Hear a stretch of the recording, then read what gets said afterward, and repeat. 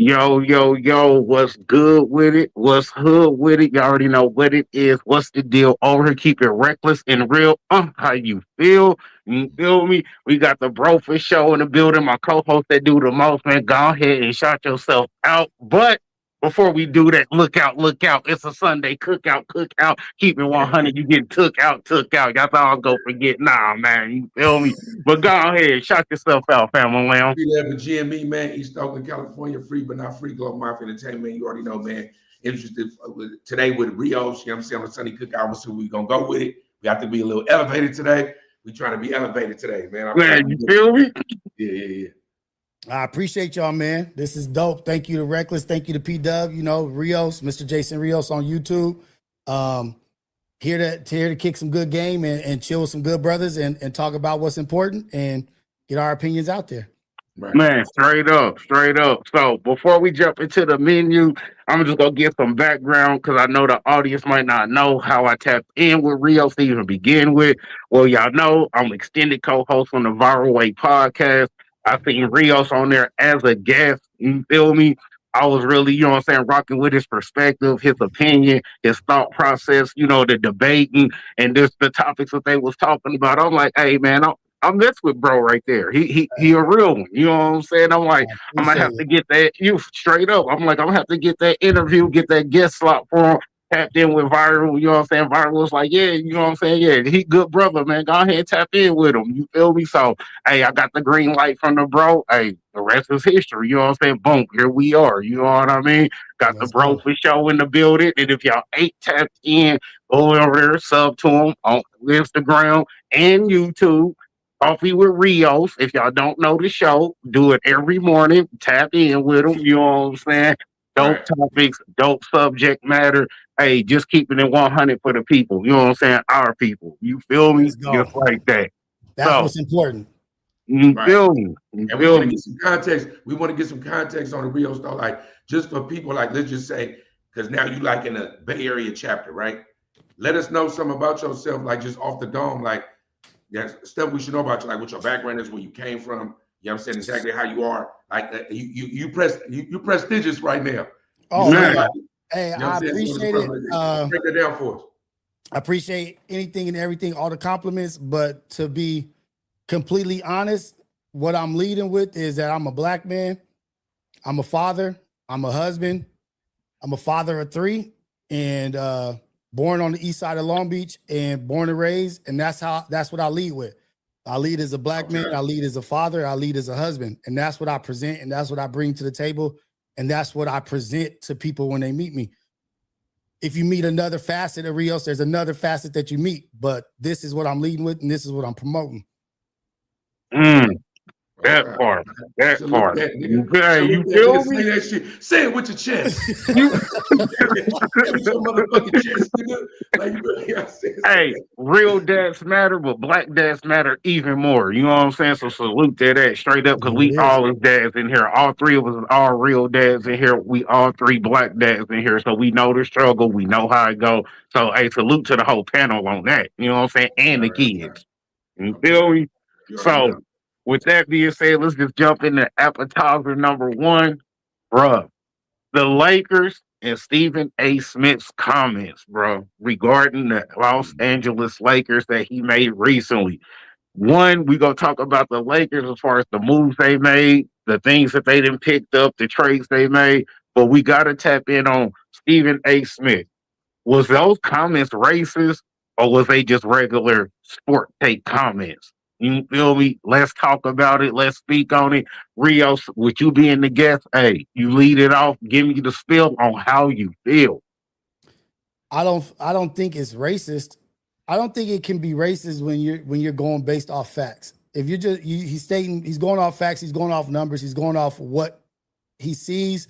He's a basketball NBA analyst, and what did he say that was not true? You know what I mean? Like it may be in some sense insensitive. It may be a hard truth. You know what I mean? Sometimes the truth hurts. It could be insensitive to the group of people or to generalize a group of people, but to be racist, I don't see how that's racist and how he has power and that by him saying that he's taking something away from people.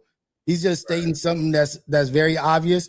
When was the last time 3 white men led team highest paid players won a championship?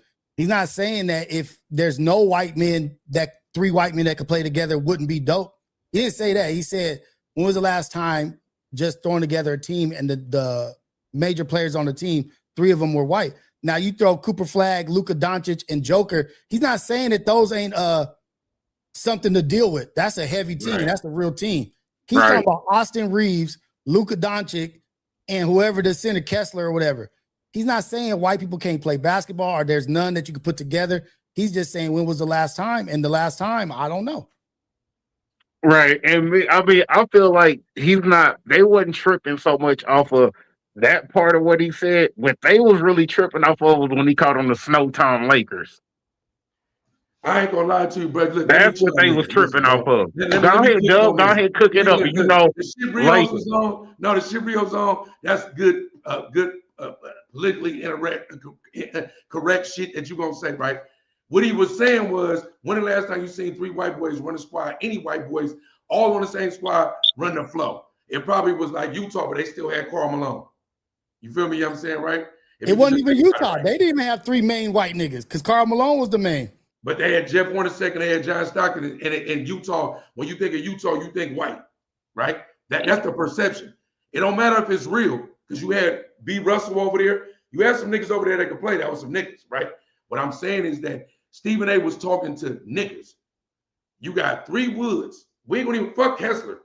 You got Doncic and Reeves as your 2 top players, 2 highest paid players. I think with Kessler, he is damn near the 3rd, right? 400 million altogether. But it's the Lakers. Not only that, it's the Lakers. You feel me? If Utah ran that back, like, and did some shit, like, you might be like, okay, I see what y'all on, right? But the Lakers, and not only that, when have we seen a backcourt like that run the flow? When have we seen that, right? The Lakers, look, even with LeBron, I love LeBron. Love him or hate him, it don't even matter. Y'all probably really did need to move on from LeBron. Y'all probably did need to do that, right? But the Austin Reeves contract, I feel like it's too much. I don't feel like he deserved that. Luka, we're gonna put Luka in the upper echelons of elites when he's healthy, and if he ever really just got his body together, he might be the best. Mike, right? You feel me? Period. We agree with all that. Kessler, I mean, come on, bro. I mean, I see you had some games. You feel me? But like, other than that, y'all should have went and tried to get a Jaylen Brown.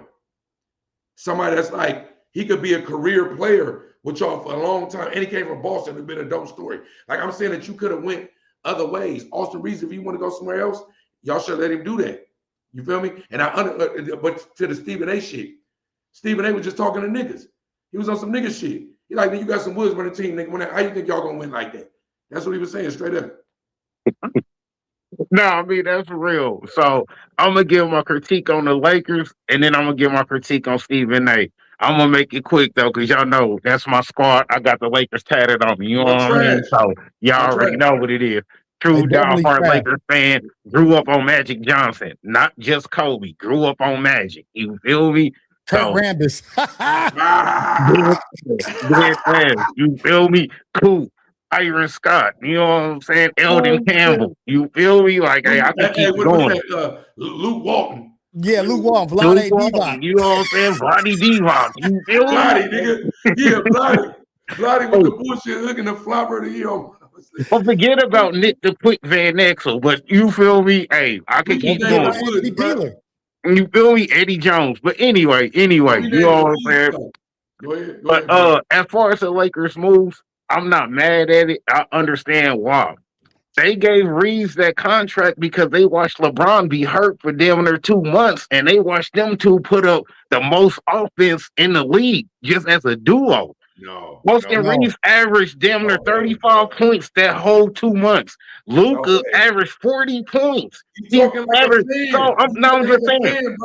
I'm just saying, between these two, they are putting up 70 points a game. Between 2 players. What kind of points is they?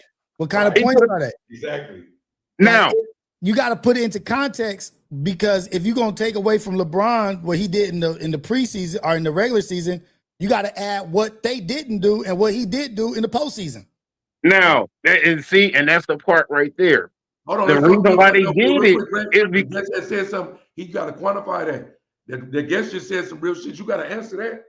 That he just said some real shit. all right, now I'm mad that Reeves got as much money because he don't show up in the playoffs. He Right. don't show up in the postseason. He's a regular season player. We know you cold in the regular season, but we done watched you 2 years in a row come playoff time and you Lackluster. playing, bro. You Lackluster. playing. Right. You know what I'm saying? But you got to look at it from the corporate side. They like, all right, we know LeBron go leave. We know we ain't got the money to keep him on the team. So when they see two people, regardless of color, but they see two, you know what I'm saying, people putting up 70 points a game as a duo, okay, we can build on that. We can do something with that. We can network without Rios, having you to hear find. this nigga? Rios, do you hear this nigga? Do you No. hear this nigga? He ain't Dead making no ass. sense. Go ahead. My bad, Rex. Go ahead, bro. You ain't know making no what? I'm gonna sense. jump through this screen. You feel me? Hey, You sound like a Laker fan. You because sound look, like a Laker fan don't let rationalizing. Stephen A be more real than you because Bruh, you sound like a Laker fan justifying some bullshit. don't let Stephen A be more real than you. Clap it up, nigga. Look, Rex, if you don't get to the gritty, nigga. Now, as far as the Stephen A situation, bro, I'm gonna keep it 100. When it wasn't racist until he said Snow Town Lakers. Now, if he would have just gave his opinion and critique, I ain't mad at that. Because what he said, just like Rio said, just like you said, Dub, that's real. When have you seen two white players lead a team to a championship? That is real talk. But when you start talking about Snow Town Lakers, come on, bro. Because I'm gonna say this, because let's keep it 100. Remember when Lamar Jackson came to the league and all of the white people was talking about, oh man, he should be a wide receiver instead of a quarterback. He needs to play wide out. Stephen A was on white people's ass, like, oh, y'all act like somebody black can't handle the quarterback position. Y'all act like somebody black can't lead a team to a Super Bowl. Come on, y'all ain't asking these white quarterbacks to switch their position. He was on white people's ass about that. So now for you to turn it, it's talking about Snow Time Lakers, you got to expect some backlash behind that, bro. You got to. Wait, one is him. Okay, Snow Time, a derogatory term. If they feel like that's a derogatory term, okay. Talking. But they was lying. They was lying on Lamar Jackson. Nigga, Lamar Jackson is one of the top quarterbacks of all. Exactly. They lied on him. That's the difference. Right. He was. That's the racism. You trying to stop a cat that's great from being great. You was lying. No, that was racist because that's what they've been doing. You ain't smart enough. You ain't. They always trying to No, but what Rhett talking about, that shit don't. It's not even. You don't equate that the same because for one thing, just so we clear, niggas can make fun of white people and say wood and say snow time. We could do that. We could call them a cracker. Like that's what they are. Like you feel me? That's what it is. For a nigga to say snow time, and not only that, I'm not giving no kudos to Stephen A. Smith. I used to fuck with Stephen A. But this political field, Stephen A. Smith, is not my Stephen A. Smith, right? I pundit. If you give it to me raw, even if I don't agree with you, I can respect you as a pundit. Stephen A. Smith is like damn near rage bait at this point. Like we don't even like Stephen A. Smith is like a different. Even his political stance, is he a nigga? He say nigga shit, but it don't seem like he for the niggas though. You feel me? I'm saying so. Him even saying that. The reason why I respect it is because that's what I would say. The snow time. Look at you. That's like a good pun. That's a good pun right there. You feel me? I'm saying at the end of the day, you only taking a personal wreck. Let me go on a reckless rant for 10 seconds. You're only taking it personal because you're really a Lakers fan, and I've encountered you 100 times 10 when it comes to Niner fans, Dallas Cowboy fans, Lakers fans. Y'all all really the same nigga. You feel me? I'm saying whenever your team does something that's derelict to their duty, y'all go, no, the reason why, because of cap space, or because the other nigga, the owner had died and the daughter took her. Whatever it is, nigga, it's shit that y'all just make it rock no matter what. You just a Laker fan, bro. That shit was a trash move. That's really the hot take. Rios, the hot take is what?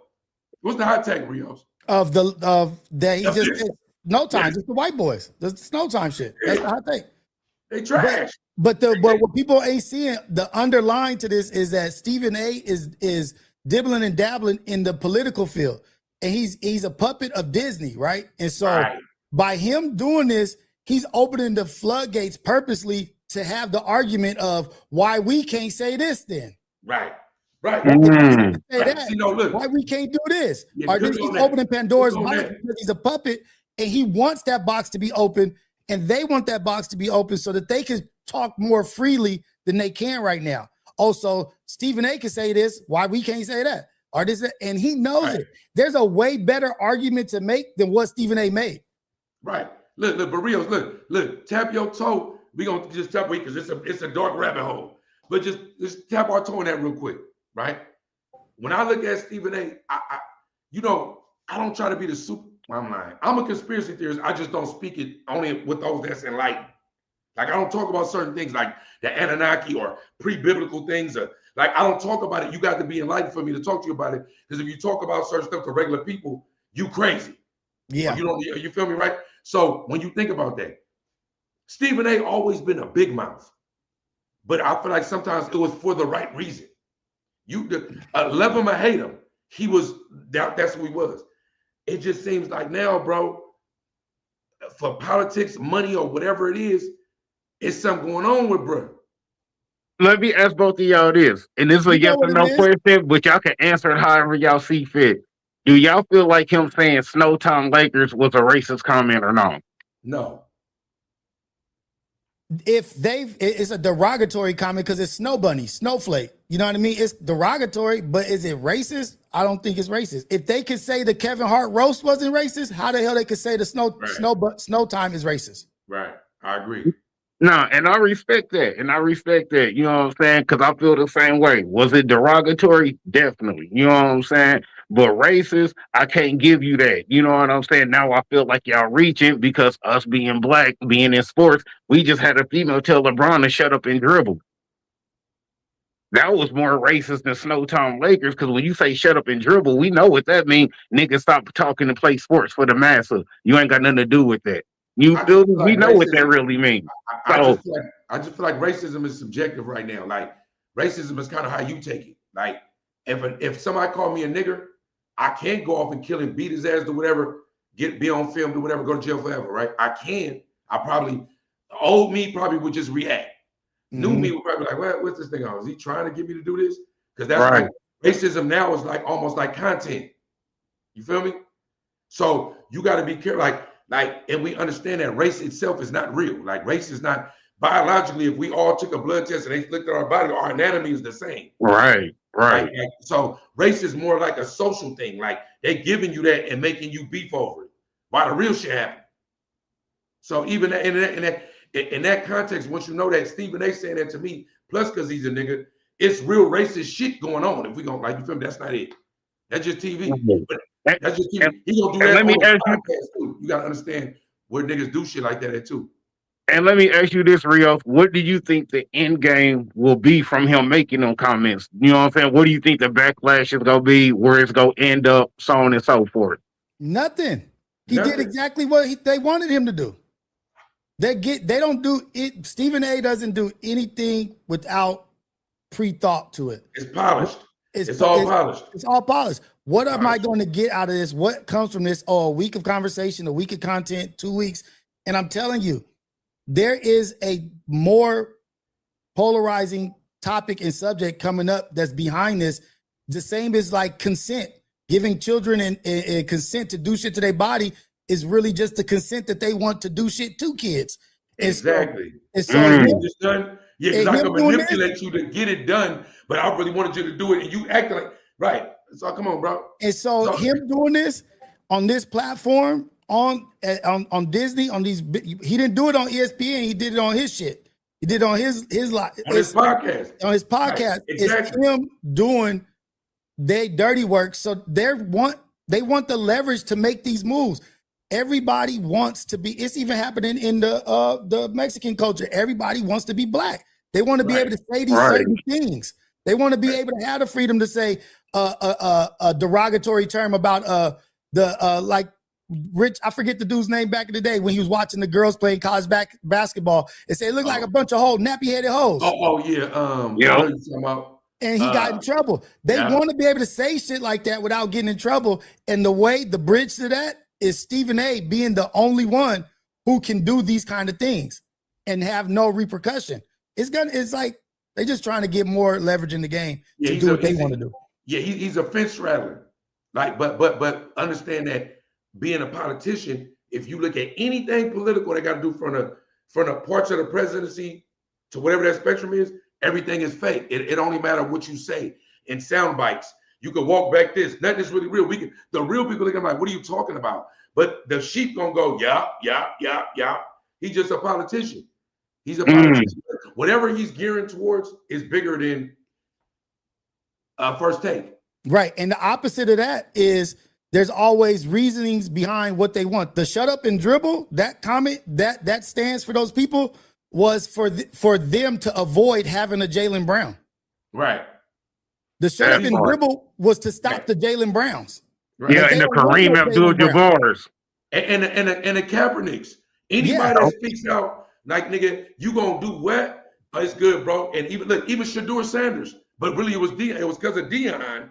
But Shedeur, like when the powers that be say, all right, they mean it. They mean it. You feel me? What I'm saying? And they're gonna make an example out of you one way or the other. Only the people that are really enlightened can speak on it, but the enlightened, the people that's in on it can't speak on it, and they don't. When the people that just can peep it speak on it, they gonna shadow ban that. You gonna get banished. You feel me? That's what it is. Nah, man, that's we cooking right there, man. That was a dope introduction to the podcast, to the section, to the scene. So, we gonna move on to appetizer 2, the Young Miami NDRE situation. Rios, I know you tapped on it, you know what I'm saying, a couple of days ago on Coffee with Rios, you feel me? I know you tapped on it. I'm going to let you lead it off. How do you feel about the Young Miami, you know what I'm saying, versus NDRE? We know the song. We know what was said. How you feel about that, bro? Give me your spiel. I feel like NDRE has the right to have an opinion about a song. She's in the industry. She's a musician, R&B, a neo soul. She has a right to have an opinion. But I don't think you have the right to be too judgmental and like overlook all the other songs in your time in the past. There's always entertaining songs. There's always songs that's entertaining. Young Miami's not talking about nothing that's not going on right now for real. That's some people's real life. She talking about it. Right. So we can only talk about what's good. We can't talk about things that are happening that are at the. It is scammers. It is cats spending money. It is that's real. She's talking about some people she be around. So it's still, in some sense, it's like shut up and dribble as well. Right. You know what I mean? Like you're only allowed to be in this box. And the box that we're putting you in is the box of positivity. It can only be good. It needs to be almost not reality. Like there's good and bad in our culture. And there's things that happen good, things that happen bad. Like don't get on your high horse acting like Young Miami just did some shit that don't nobody do. Right. All right. Doug, let me get your spiel on how you feel, bro. Well, I'm gonna tell you something. Look, because I'm probably the resident OG right now, right? I'm 47, right? I feel like when certain people talk and you don't ever hear them say nothing and they're a certain age, you shut the fuck up and listen. That's just what I feel. I feel like you could not like it. It could be whatever, but when the OGs speak, NDRE, whenever you ever heard her speak about something in the last decade, right? But remember, her career was based on, it was neo soul, shit. Her song was always positive, and she actually went on. Her music shit is one thing, but she went on whole tours based on life shit, like helping shit in other countries, right? So she's based in that. So first of all, when she spoke, I was like, NDRE. Ah, man, I forgot about NDRE. The second thing I was like, let me see what she's talking about. Then I had to evaluate if I had an opinion. She right. She right. So am I mad at her for being right? Nah, to me, she's not, I'm not saying she's God, but it's like when God makes something, you don't question God unless somebody say, hey, bro, you saying God did it wrong? If you believe in God, you can't never say yes. That means you think your opinion is stronger than God. We do know that for sure we could reach on back. I'm 47, so that means from NWA, me and my boy was talking about Ice-T, people sleeping. He had a song called Let's Get Butt Naked and Fuck, right? we could go back to the classics. It's classics in life that was raunchy, that was fucked up. What he was talking about, not just pimping, not just bitches, but murder. And men we have always been misogynistic in rap, right? We have always said, you know, blah, blah, blah, this, blah, blah, that, right? In my world, NDRE, you spoke something that whether I agree or disagree, it don't even matter. You spoke it. It really is real. I'm enlightened. It's real, right? The youngsters ain't gonna hear you because you just sound like an old bitch just speaking, right? There's some real shit though, right? But the flip side is this: as a nigga that's in the music myself, as a label head, a CEO, a A&R, I would love that hit. And the artist, I would cultivate and groom to be like, hey, don't do this with your kids. To the parents out there, if your people going out there to go boosting their kids, if you grown and the song inspired you to go do that and it made you do it, you are worse off than the regular sheep. If you went and did some shit with this song because it came on, you said, I'm going to go boost and do a crime and go to jail, you an idiot. Eminem used to rap shit. They was blaming Eminem for shit in middle America because white kids start doing shit, but they was already doing. But Eminem, they was listening to Eminem, that was their soundtrack. Nigga, Rec, me and you, how much gang shit we rolled out to when MC8 to nigga Spice One was slapping, talking about going, it wasn't because they told us do it, that's just was my theme music to go. We was already on that, right? Right. So the bitch did a hit, right? You know what I'm saying? I don't think it's jealousy. I think NDRE spoke like somebody's mom. She just said the real shit. When I see little kids singing it and chanting and doing shit like that, I'm disappointed in that. I wouldn't have if my daughter, I got a 4-year-old, if she starts singing that song, well, I'm tripping. I'm tripping. Right. I'm also not playing it. When we in the car, I'm throwing R&B. When she in the car seat, I'm throwing R&B. And if the R&B making some sex sounds, I'm for it in that song. I'm aware as a parent. So look, I'm both sides. NDRE, you a real bitch. You said some shit you want OG, you say what the fuck you want to say. Spin that. Think you made a hit. Love you for it. Do your thing. I wish you was my artist. You know what I'm saying? Stop playing. Man, now me, I'm not gonna lie, bro. You feel me? I understand everybody got an opinion. We know it's not a positive song. But if you go speak about this, you should have been speaking about WAP with Megan Thee Stallion and Cardi B. Because talking about WAP, that's a whole nother level of raunchy, nasty, so on and so forth. If you really have that opinion and that's the way you feel, it's songs that's 10 times worse than that you could have spoke on. You feel me? Like, and then when people talking about controversial, Snoop had controversial songs. NWA, Eazy-E, Two Live Crew, so on and so forth. They wasn't condemned like that. You feel me? Well, they did try to ban. No, wait a minute. But Two Live Crew, they did ban they shit. They had a song called "Banned in the USA." They did for booty music. They did ban them. Eazy-E too. Remember, they had some shit before Pac, pre-Pac with C. Dolores Tucker. Remember, it was like they had a whole movement. They tried to ban NWA too. So we can't put them in the same group. They're not banning this bitch. What I'm saying is almost every artist that's a big artist, even to the Eminems, to the 50 Cent, have all had controversial songs. That's what being an artist is. But this could be the straw that broke the camel's back. This could be the point where she's like, fuck, I had enough of this bullshit. Like, I gotta say something. It's time for me. And that's the thing. Like, if she's been privy to all this shit and she's seeing maybe she might think it's getting worse, or she's just, I'm fed up. It's like we can't judge or be mad at her for having an opinion on something just like what Stephen A said was real. Right. What she's saying is it's a fact. It's not good. And she might have, like, we can't say like, oh, why she didn't do this in the past? Because maybe she's different today. Right. Maybe she's elevated. OG, and you do think different because even someone like Sexy Red might be 45, like, damn, bitch, you was tripping. Cardi B has said on live, I don't let my kids listen to my music. You feel me? You know what I'm saying? But I'm also saying this. Some of the backlash too is because this is how weird the internet is. This is why I say the internet, don't believe it. I be trying to tell my people, the Matrix, it has you. Come back. The internet is not real. It's a couple of real things going on. There's some real people there, right? But above it's fake. So when you looking at with Young Miami, she was just a darling. NDRE said what she said. A lot of people came out and said something different. So now they're saying that because of the Diddy shit, Remember, she was with Diddy. It was alleged that she was grooming chicks too, because she was under stipend, getting an allowance. And then she wrote the character letter saying he was a good dude, even though he beat up Cassie and blah, blah, blah, whatever you feel about that. But they saying basically y'all have made y'all convicted Diddy for these behaviors. Now you brought one of his disciples to the forefront and ordained her this and this and that. I'm not saying it's right, wrong, or the other. I'm just saying that the internet is so inside out. It's like she was just a darling, and the same people that crowned her the darling is now saying that she's a devil. Right. Fickle internet. You know what I mean? Like one way today, one way tomorrow. Yeah, chicken. What we say over here, we say chicken one day, feathers the next. That's what we say. That's what we say. Oh, some OG shit, let me see what the OG is, man. Man. I mean, I don't have a problem with the song. You know what I mean? It was just like Dub said. If a song is gonna put you on to something that you not on, you the dummy, not the song. You know what I mean? But if you already on that type of time, of course you go bump that.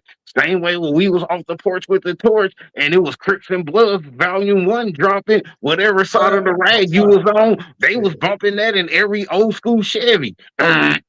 You feel me? Like that's just the way it was. If you own that type of time, you go listen to what you want. You feel me? Just like us growing up as grown men, we used to listen to way more rap. I'm pretty sure all three was listening to way more R&B than we do rap now. You feel me? Because we dads. We different. We done been through some things. We done seen some things. Sometimes we just want to get a mood and just get involved. We might throw on some classical, might throw on some jazz. You feel me? Ain't even got no words to it. We just chilling, just having a little, you know what I'm saying, having our own little session to ourselves. You know what I mean? Different strokes for different folks is what it boils down to. If that ain't for you, I could sit here and critique bro, I could critique music all day. We ain't talking about drill. We are literally talking about people televising murders and talking about them verbally. You feel me? So if they got drill music out and we not tripping off of that, if we really tripping over a song talking about boosting and stealing, and these brothers was talking about robbing and killing, but these is real bodies they catching. This ain't no internet fantasy story stuff. These is real hits, real hats they catching. What is we talking about? You feel me? Everything is controversial. Every artist has had controversial music. That's part of being an artist. Expression. I'm gonna give you the foul. I'm gonna give you the real. I'm gonna give you the good. I'm gonna give you the ugly. Didn't Tupac had a song called "Hit 'Em Up," and then he turned around and dropped "Brenda Got a Baby." Keep your head up. I ain't mad at you. What is we talking about? You know what I'm saying? That's the versatility of an artist. Hey, I can shoot at you on some hood shit, or I can spit a lyrics on some good shit. You know what I'm saying? But there's the balance. But this bitch ain't giving us no balance though. But this bitch don't. But just so we understand, she ain't giving us no balance though. She giving us straight pussy. I want to say Pac had both sides. He was like the real, like he was reality. He's a real person.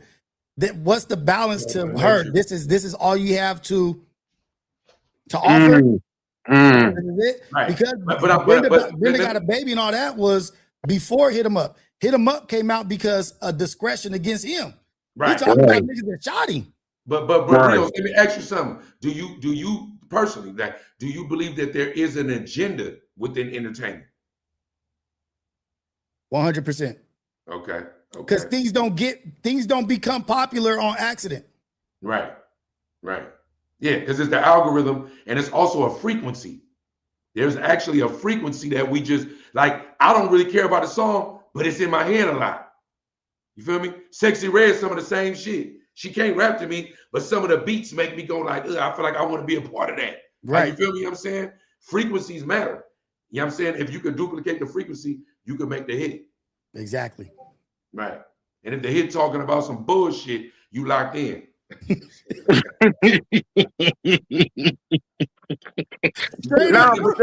But that's real, man. You know, I mean, I don't see it's that big of a deal, bro. I done heard way raunchier. I didn't listen to Too Short Freaky Tales. I don't think it's the raunchy thing. I think that the internet needed a reason to say something. But I think that what happens is, bro, a lot of times nowadays the glitch in the system is the real shit. Like, and I don't know if you know what I mean by that. right? Like, yeah, I know exactly what you mean. The Okay, Matrix. What you talking like about? California State Prison, bro. Once upon a time, only had a few S&Y yards. Now there's more S&Y yards than mainline yards. So so when real shit happens on yards, that's the anomaly now. A nigga got removed because he was a child molester. Dude told on the whole crew and they stabbed him as soon as he get on the yard. Now it's looked at as like, nigga, what y'all doing? Well, that used to be the rules, right? The algorithm now, NDRE come out and say, hey, why are we doing this to our children? Everybody is sheep. Y'all following everything. Why? The internet goes, oh my God, old bitch talking. This what stupid bitch. Why you hating? Right? But in real life, as a grown man, you're gonna go, man, that's real. Right, I ain't gonna lie. right. Because if your auntie said it to you, your sister, if your daughter came and said it to you, you'd be like, man, little mama, I taught you well. You would take the credit for that. Right. You Exactly. would take pride in it. So it's like the internet got us so fucked up that we'll go, this old bitch hating. But this bitch is a legend though. This bitch came in an era where you could be positive and still make some money and get a Grammy or 4. Hey, nah, that's real. That's You feel real. me? You know what I'm saying, nigga? She really did music to segue into humanitarian shit. So imagine her life where she been sitting back for decades doing this. Oh my God, what is this? But never said nothing. And one day she just said, fuck that, I gotta say something. Fuck that. And tweeted it. And right afterwards, she might have been like, fuck, I should have just shut the fuck up. She's The real thinking it all the question time. is, but the real question is, why did her response go viral? Right. Ooh. Somebody was fighting crime in an algorithm. Somebody in the algorithm's like, ooh, let's put this up there. Hey, oh mamas, that's real. See, that's what I wish we had. Listen, bro. Look right here, bro. That's how you shoot. That's how you shoot, nigga. Nah, Rio's cooking though. Rio's cooking, man. And that's facts, man. I feel like this, just like Dub said, if that was our grandma saying that, we wouldn't even be going that hard. We Oh, want to say something, but then she'll make us think. Like, you Right. know what, Granny? You telling the truth. You ain't even lying on that. You speaking real. You feel me? But because in the day and age where the internet is the dictator, the judge, and jury, if the masses say, "Oh, she hating," everybody just go follow that hate train. They go follow the crowd. They go follow the masses. You feel me? Only brothers like us is gonna be like, what did she say wrong? Where did it's she hate? it's to Where the did she point where lie? the analytics are, if I could get her response on these 20 platforms, there we go. I just got to get her response on 20 platforms. Boom, we good. How do I get her response on these 20 platforms? Is it even viable for us? Is it even productive for us to get it? No, but it is division amongst them. So black culture polarizing. Boom, put it out there. But Rios, think about it. It wasn't even on camera. It was a tweet. You know content enough to know that the video visuals, us doing this is really what gets you to prime content. Nigga, if you could type, think about it, Rios, wouldn't you love right now to be able to type your thoughts? Right. And you just go crazy. Think about it, you like this. Man, these stupid ass, you do that, right? And just put your phone there to come back, your shit explode. Right. What? Right. On the days like this, when you have technical difficulties, on a day like this, you could have been like, well, I think I'm with Dub and Rick right now, nigga. Fuck that. I'm gonna just talk this shit. Nigga, her shit went viral on a tweet. So, no, on a response to a tweet. To a tweet. It was a response. Right. So she think didn't about say that, nothing bro. about boycotting her. She didn't say nothing about this. She didn't say nothing about boycotting, right? And she came out after that on camera and said, just so we understand. Yeah. She doubled down, but she said, I didn't say boycott. What I did, I just voiced my opinion about, but she was really talking about, if you listen, bro, she was talking about sheep and slaves. Yeah. Yeah. That's what she was talking about. She wasn't even saying that the song was bad. She was saying, you could do the challenge to the song, but don't go rob nobody. Like, don't go listen to the song, stupid. Like, that's really what it was, bro. I'm telling you, bro. The internet. Or just like y'all said, just promoting the negative side of the black community, but not want to, glorify the positive side. Oh, she talking about robbing and scamming. Oh yeah, push that. Cause just like Rio said, she ain't pushing that on her own. She got a whole machine behind her. You feel me? The algorithm, bro, the algorithm is alive. So the algorithm is a living organism. Like literally, bro, I don't know what's happening to y'all, but I'm like, no, I ain't no capping. not only if I'm talking to y'all, can I go in the algorithm and whatever we just talked about, I'm getting like content. But lately, I swear I've been going, man, what I want to eat. And it's there. 3 to 4 choices to where I might not have wanted to eat that, but it's there. And I'm telling you, I'm aware of it and still want to, I am going to go there and eat right now. Like, you feel me? So I'm saying that we are in a world right now that even right now, what we're doing, feeding the content of somebody else's content, right? This is the world we're in, right? So you have to really be somebody of mental and like physical fortitude to be able to navigate these landmines and either not go A, crazy, or believe or B, believe the hype so much that you start believing that, like, you know, the other shit. And that's where we at, bro. Like, the song is what it is. If the beat go crazy and people want to dance to it, it ain't nothing but a Negro spiritual. It ain't, that's all. It's just a Negro spiritual. You feel me? I'm saying, if it make you do something else other than that on some Persianite shit, it's a frequency. And if you acted on that, you stupid. I mean, are you lost? Right? Right. Right. What it is that this is what nobody's really talking about is probability, the thought of probability, right? They have so much data and analytics on a young black man that's 45 mixed with Puerto Rican. There's a million of me. Right. That have been through my situation. There's 100 million, but 1 million of them been through my exact situation. Right. And they collect that data, collect the analysis, the analytics on that, and it's like, what's the probability this nigga want a green burrito? Right. Yeah, or what's he going to be when he retires? What's Right. he going to do? What is he like? And that's how they funneling all this programming and everything. Right. They have enough data because they bring it all together. Yes. Put it together. They know exactly. They have, it's like 95% probability. These motherfuckers could damn near tell the future now. Yes, it'd be correct.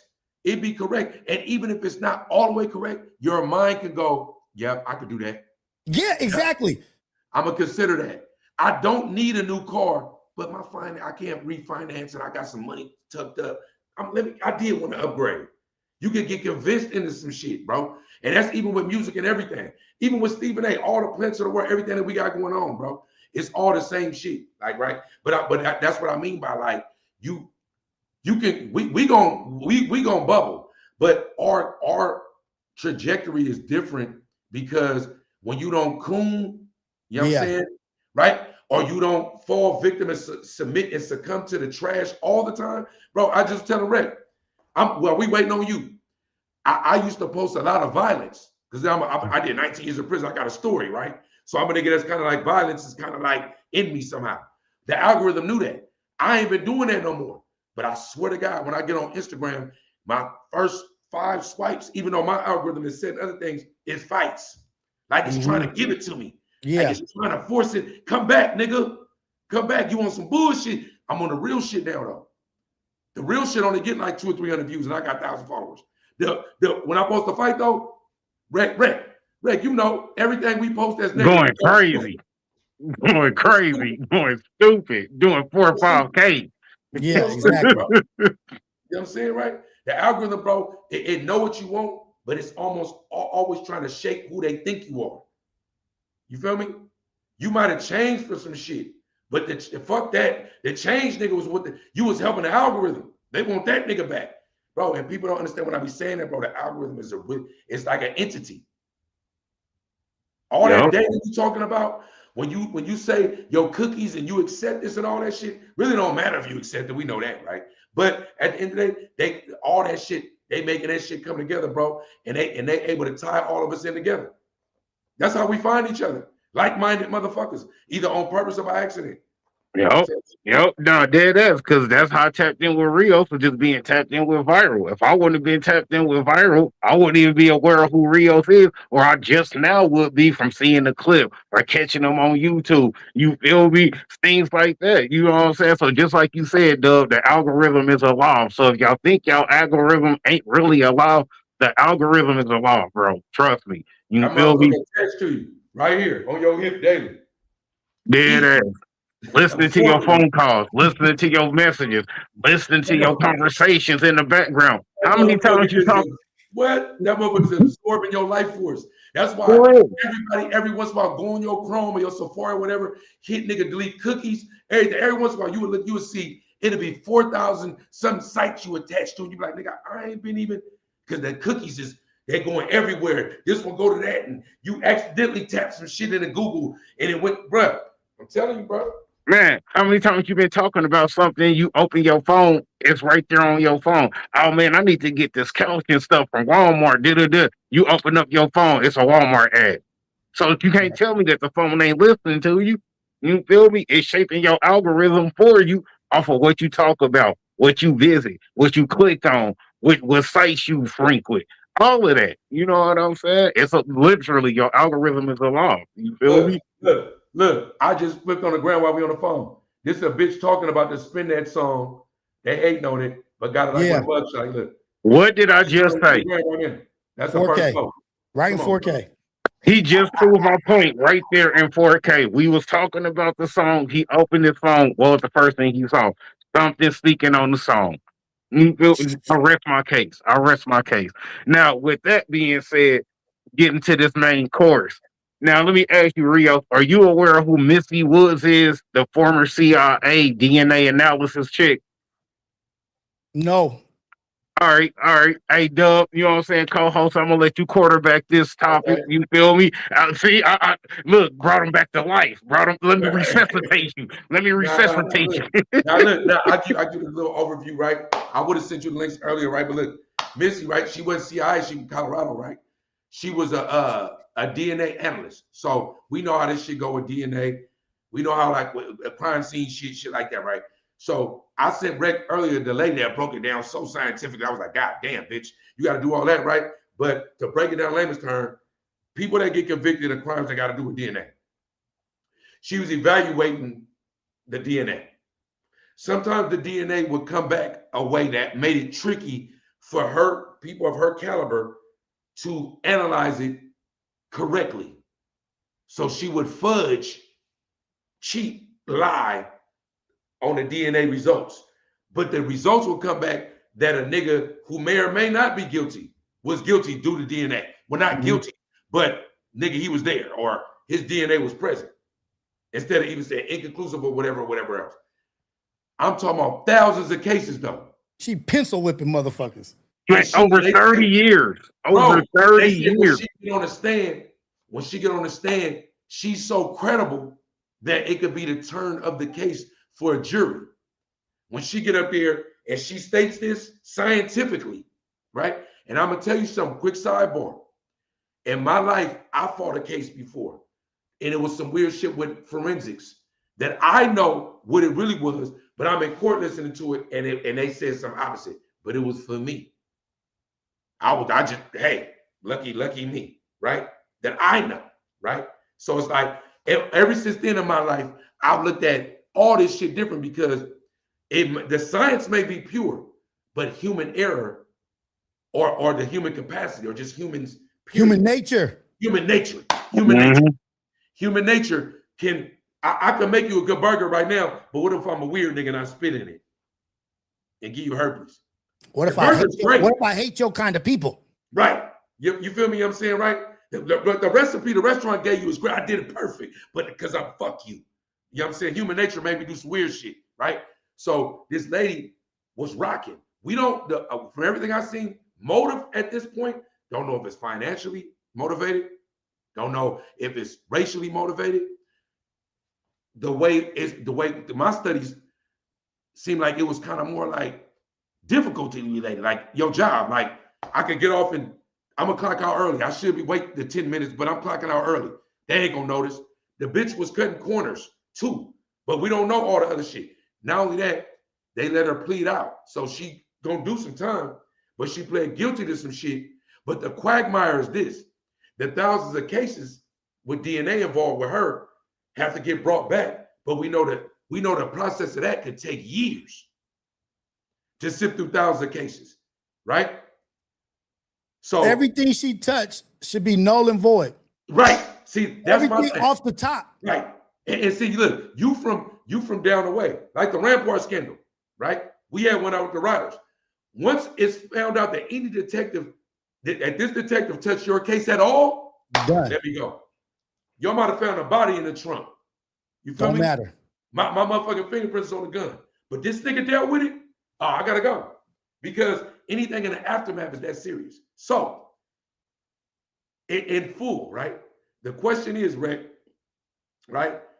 Looking at this Missy shit that's going on with the DNA and blah, blah, this, blah, blah, that, misappropriation, 1,000 cases and all this and all that, and all this, right? Of course, we know as Africans, right? We know that this shit goes on, right? But what do we feel about this? Man, I'm gonna let Rios, you know what I'm saying, lead up. You feel me? I'm gonna go ahead and answer it last. Go ahead, guess. You got the floor. It's all you, Rios, bro. What, like when it comes to the CIA, just off the rip, I don't trust them. I don't trust the CIA. Nothing that they're not even supposed to operate on American soil. Like you can't even have no operations and no projects out here unless the FBI or the police is moving with you. So they tied in so much that they have to have other agencies working with them so that they could do shit here. What is it that also y'all don't trust them? Right. Like if also y'all don't even trust these motherfuckers. But I want to make clear real quick, real. She wasn't CIA. Oh, she was CBI. She from Colorado. It was it's Colorado Bureau of Investigation.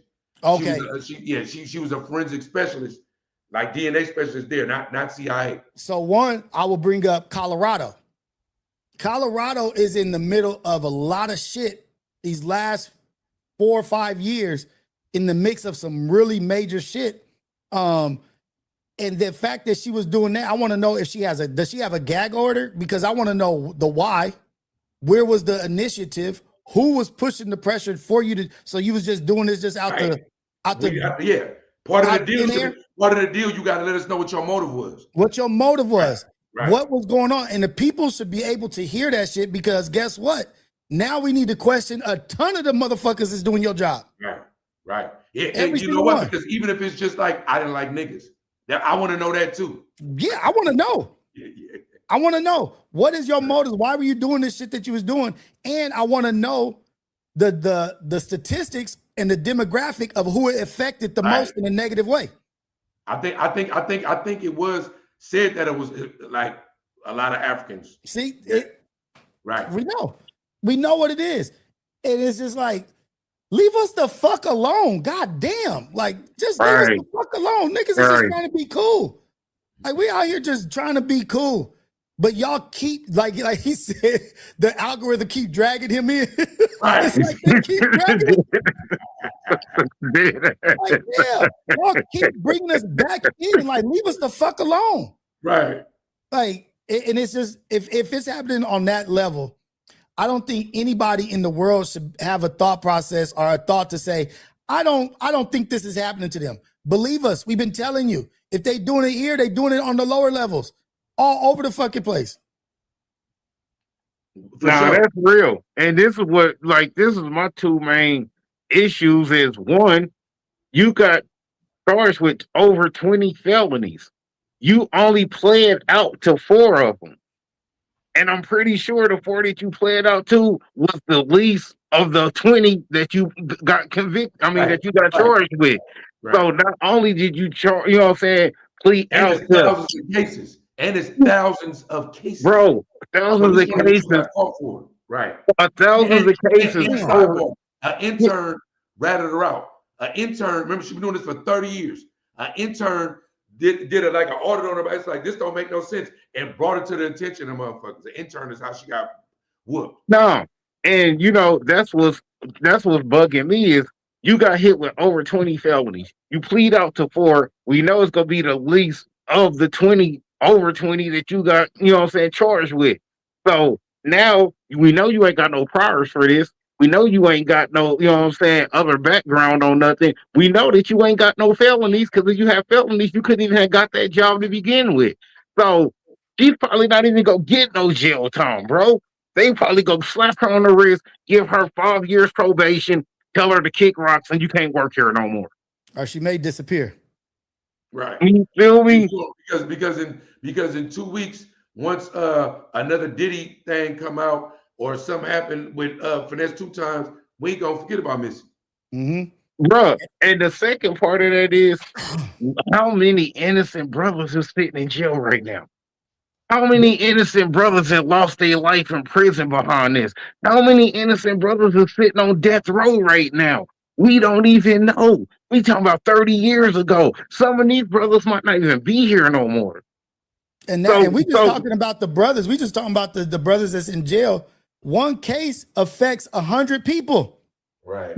One you case feel me? affects a whole fucking family, a whole community. Like you are Yeah. affecting a multitude of people on so many different levels that is no other word besides fucking evil Yeah. that you could think of. Like you are, and that's how they fuck up a community.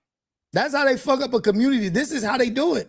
Nigga, you're not Right. just getting one man off the street. Yeah. You talking about children. You talking about parents. You talking about cousins. You It's all talking about slavery. jobs. Right. It's all Everything. slavery. It's like how you broke up the slave family. You send the kid over here, the wife over here, this over here. You break that motherfucker up. You right. You motherfucking right. And getting free labor out of it. What if Yeah. they just tell Julio's killed? No, we ain't gonna give y'all death penalty. We ain't go. No, you nice and young. We could make a lot of money out of this, brother. And it's crazy that they But you said know this the on third- national TV and nobody even made an outrage about it. No, but you I'm know, like, but you know, Rick, the 13th Amendment says that if you are convicted of a felony, you are a slave. This is in the Constitution. So the outrage ain't with the shit on media. I'm saying that the Constitution says this, that if you are incarcerated, nigga, you are a legal slave. Look it up if you ain't ever seen it before. So the outrage I mean, starts that's there, facts. the paperwork, I mean, that we that's go facts. by in the courts and everything, nigga. It says it. It's an amendment. Right. No, that's facts. But I'm just saying it's crazy that how many brothers is giving false labor and just really doing the time and never did the crime. It's supposed to be if you do the crime, do the time. So what happens to the brothers that's doing time but never did the crime? Is he gonna get compensated for all of this time that he done lost with his family? Nope. And can y'all give that back? How y'all gonna compensate families who done lost their loved ones that done died in prison behind this bitch line? Yeah, Right. but the other thing is when we work somewhere, when we're a supervisor or we're a manager, we accountable and responsible for the people under us. They call us negligent if we have somebody doing some reckless shit. But what's happening is she's not operating by herself. Somebody is okay and signing off. Somebody is overlooking her work. What? So she's the only one?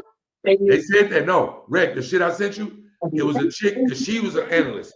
She said the same thing. She said the way they do is a check. She said, yes, she did what she did, but there is a checks and balances, though.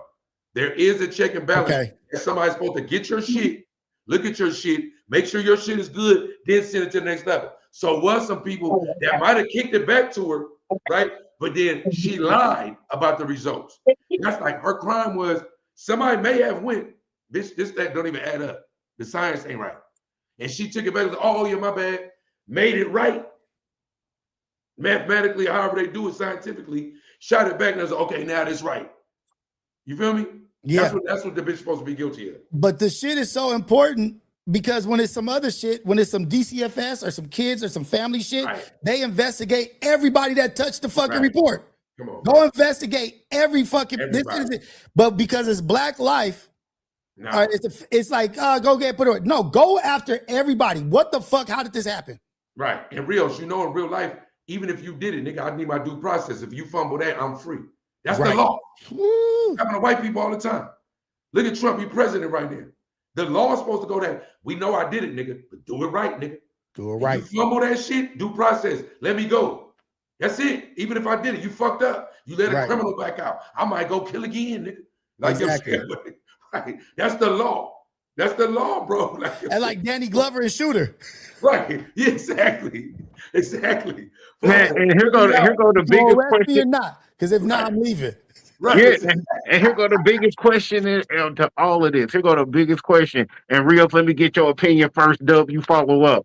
Go ahead. When it comes to being sued or being compensated, who do we go after? Do we go after her?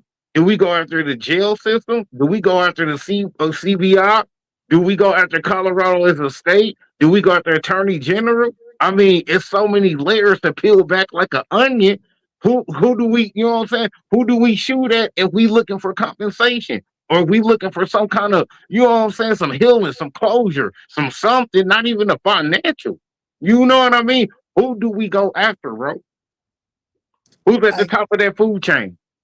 I don't know who we go. I would try to go after everybody involved. You know what I mean? Like, and I would try to get that guy Crump. What's his name? Oh Crump? yeah, Big Crump. Big Big Crump. Crump. Get Crump Big Crump. like in on this, because guess what? This is one of the biggest fucking things ever. If this is real, like if this, he's guilty of this shit, it needs to be plastered over everywhere, and Crump needs to be involved with 5 other Crumps, taking down the report, looking at every file, and going after every single person, because we're worth that. We are worth that. Right. But Right. I see like there's a devalue to when it's us, just like a black woman's pain in the hospital. You okay? You can take You that. get through it. Push You through can that. get through it. Yeah, And when it's us, it's like they all right, they'll be all right. But it needs to come to a point where people are like, no, we not all right. I want this shit all the way through, thorough from top to bottom. But too many people will lose their shit. It, like they said, the Epstein files. We can't go after everybody because the system will crash. Yeah, but Man. So we more worried about the system than the people, right? But and remember, the system is supposed to be the people, right? So it's like, right. So that's how we know, bro. But I agree with everything you just said on your take, right? My thing is that what can we do? Like, who can you go after? You can go for some money. I want the bread. If you fuck me over, but you can't get the time back. The time is lost, right? Yeah. The fight, is you ready for that fight? Some men might want to just get out and just be like, man, I'm just glad I got my freedom. I'm finally, you feel me? Right? I mean, technically, you go after the county that you in. You go after the county or you go after the state. If it's a federal thing, you go after the government, right? Right. Like technically, right? But I was looking, it's funny that you said what you said, Rios. I accidentally stumbled upon other cases like this. So we don't know about it, but it's not an isolated incident. Right. So I seen it. Rick, I was watching, like, you know, your YouTube just go to the next like shit. Mm-hmm. I'm still thinking about her, but it was a DA that had some shit with the DNA motherfuckers in some other state, white dude, right? They had him on the stand talking about how he was writing notes and doing all this shit. Like, you feel me? Right? Bro, in my county right now, Pamela Price, DA Pamela Price, she ain't in there no more, but she's trying to get it back, right? She uncovered some shit in death row where when they was dismissing jurors, they was putting shit like, Jewish dude, some, but putting something derogatory next to it. But in their notes, that's illegal. Because that's how they were doing their jury poll based on the race. That's how you know that all this shit is a farce. My point is that we can keep on digging. Right now, we know about this new information. Rhett brought us this news story, right? Upon my research, I found out, wow, this should be happening. You know what I'm saying? So it's like, just think about it just in our nation, bro. This shit goes on so much. All you can probably look for is if you're going to go try to get military, if you're going to try to be militarize yourself for retribution, you go do that. Probably solo. It's probably just going to be you. It's going to be called a mass shooting, right? It's going right. But here go this, Doug. Right. How much is a human life worth?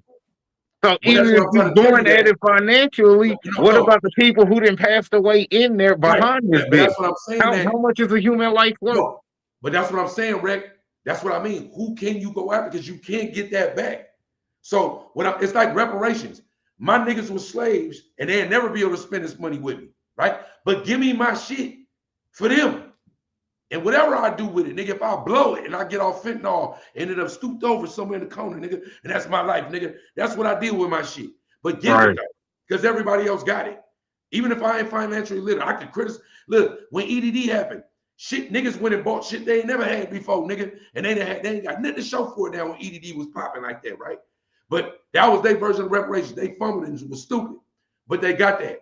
With this shit that we own, bro, you have to only look. That's what I said. You go strap up and go gun some shit down. And get your retribution that way. You go, look, you could be Bobby Lee Swagger. Well, you just said shooter. You could be Bob Lee Swagger, nigga, and go gun down all your ops, right? Right? But you ain't gonna survive like Bob Lee Swagger, nigga. That ain't gonna be your end game. You get the cheese, and you could look at the cheese. It could be 10.8 million. Like, it still ain't enough, nigga. But do what you can with that 10.8 and create generational wealth for you and your family so you can make it count for something. That's what you do. You go get the cheese, bro, and you make it to where that 10 turned into 100, and that 100 turned into $1 billion in the 5th generation. And whatever happens while this world's still going on, right? Until it's over with, your offspring was good. Because your generations wouldn't allow for you to do that. The same, it's all slavery, bro. All the shit. The people, she was a white lady. What she look like, Rep? She's a white lady, bro. Right. She A white Italian chick. You feel me? She was Italian chick. You feel me? And you know, she's the same lady that hates you. Let me get that cheese. If nothing else. And let me ask you, Rios, what would you do? How would you handle it if that was one of your people's, you know what I'm saying, one of your family members? Who are you going after? How is Rios handling that? See, and this is because that's a loaded question because they've already attacked the reason why we were having DEI. This is it right here. Oh yeah. Yeah. Yep. This is the reason for DEI. Yep. Yes. And Cook representation. Cook on that. Because we need people that look like us to be represented in places like that. They say, oh, let's get rid of DEI because it's not such as a. No, it's because of bitches like this. Exactly. DEI is around for racist bitches like this. Right. And you try to make it seem like, oh, we lazy. We just trying to get one foot in. No, it's so thousands of our niggas don't go to jail for some shit that they didn't do. Oversight. Right. Oversight. This is it. Like, we have to fight for real estate and leverage in the game. You know what I mean? Because as much money as we get, it's going to be another motherfucker doing this shit somewhere else. Now it makes me think like, who was requesting this bitch to be on the cases? Who's requesting her? Put her on this. That's what we got to find out about the finance. Was it financially motivated? We don't know yet. Like, who's requesting her? But like you said somebody earlier, knows she's dirty and they want her on that stand and they said her word was bond. Who, like, these motherfuckers drink and have like dinner and do all kind of shit together. But Rios, like you said earlier, like what the deal to keep her side. Like if they eliminate a motherfucker, take the deal, bitch. Take the deal. Shut the fuck up. Yeah, I mean, who was allowing it at the same part though? Because they just as guilty. Because let's be honest, somebody knew that this DNA was altered. Somebody knew that she was passing off false credentials. You feel me? I love that DEI shit he said. So they just as guilty as she is. So are we gonna find out who is basically housing the bullshit? So even though she was on bullshit, who saw the bullshit and was just like, you know what? That ain't got nothing to do with me. I ain't gonna say nothing. Or they in on it like or they in on it. Good work. Pass it on. Right. Excellent. Let's be honest. We know women, when it comes to certain positions in certain demographics and companies, they don't get the same power as a man get. So meaning, she had a boss. Who the fuck was her boss? Who was letting her get that off? Because she had to pass that to somebody. Hey, this was my result. This is what I came up with. Oh okay. It'll line up right. It aligns right with what we trying to do. Who the one that passed the ball on for the alley-oop? It's the Ruben Hurricane Carter. Ruben Hurricane Carter, my nigga. Ruben Hurricane Carter. It's the like, let's fudge these numbers. We gonna get him no matter what. Bring in Deborah. Bring Deborah in. She's on the case. We getting this nigga no matter what. Right. He's guilty. We want him, and we don't even know. Because like you said, we're going to tap the hole with our toes. Like, we don't even know what these men that got found guilty, we don't know what they were going to be or what they were going into. That was like, we need to take this nigga out because we need this kid to be sad or we need this woman to be distracted. We don't know what the whole motivation is. It's to hold us down. But it's like, you protect the predator, just even in the Epstein files, they redact the predators' names and release the women who've been abused. But not only that, the kids. And that's why I say, we be thinking that they don't give a damn about us. They don't, if they don't give a damn about little white girls, you know they don't give a fuck about us. But Rios, they don't give a fuck about nobody except for the elite. The elite. See, that's why I say, I be saying this, Rick hear me say it a lot. Race is a social construct built for us to do this against each other. We don't know what race all the elites is. They might be a mixed breed, black, white, Chinese, Hispanic, right? And they all in the room like, they don't go by race. They go by elite status. They go by status. So status is the race. We worried about black, this, and that. We got to worry about this. A nigga calling me a nigga, a white boy, where I live at, where I got to send my kids to school, who the boss at my job. I'm so worried about that. By the time I see you, I'm like, damn, nigga, you is on some bullshit, but I gotta pay these bills. Right. You know what Right. I'm saying? My kid hungry, I got to cook, but McDonald's right there. I know I shouldn't get it. You feel me? You know what I'm saying? You distracted. You know what I'm saying? And for those that's infatuated so much with the internet, they believe almost everything it represents.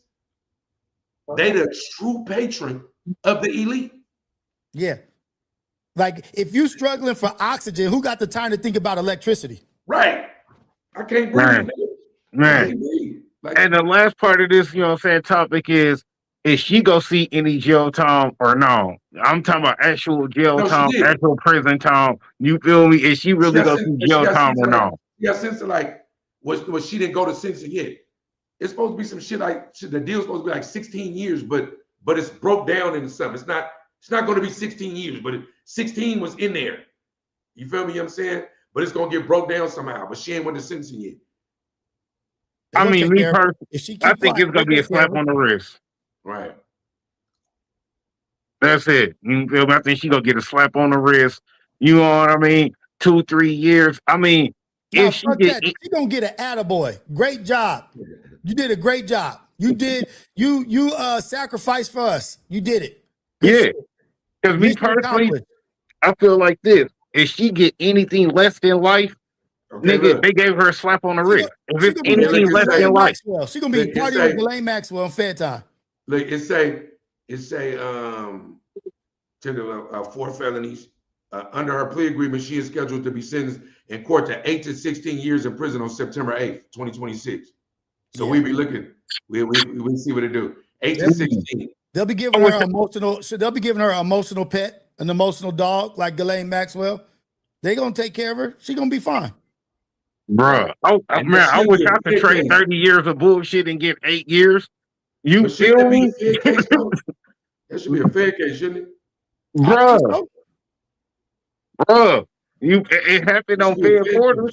It happened at the fair quarters. Even though it happened in a state or a county, that should be some fair shit, bitch. You tampering.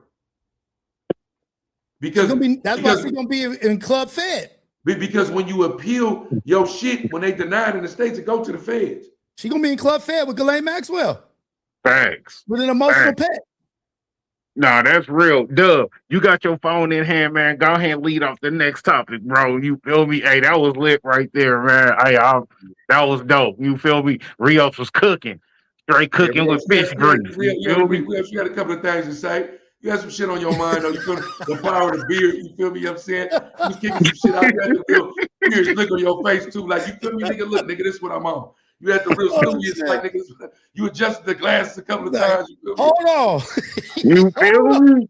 You feel me? You got to get stern with it. What's the next topic, dog? Okay, we got, okay, look.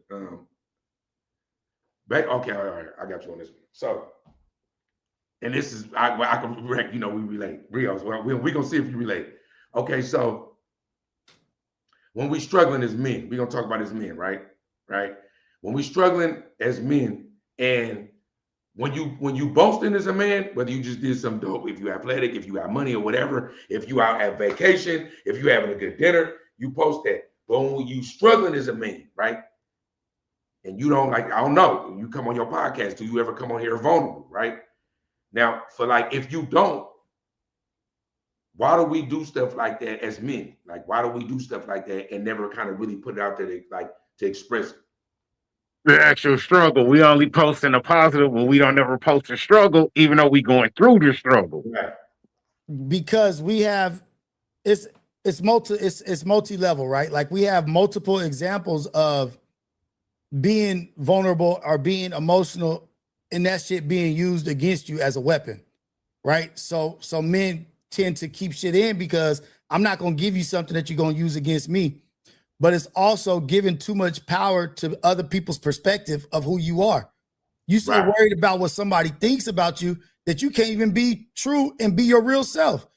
And when you're living in a lie and you're living a lie, that's one of the darkest places to be. Because as soon as you get by yourself, you guess who you haunted by?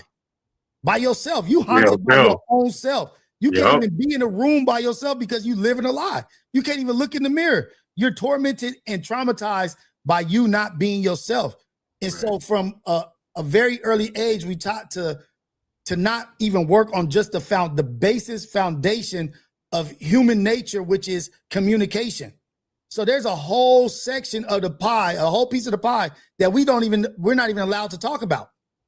Wait, Right. why you feel that way, or what is this? What emotional intelligence?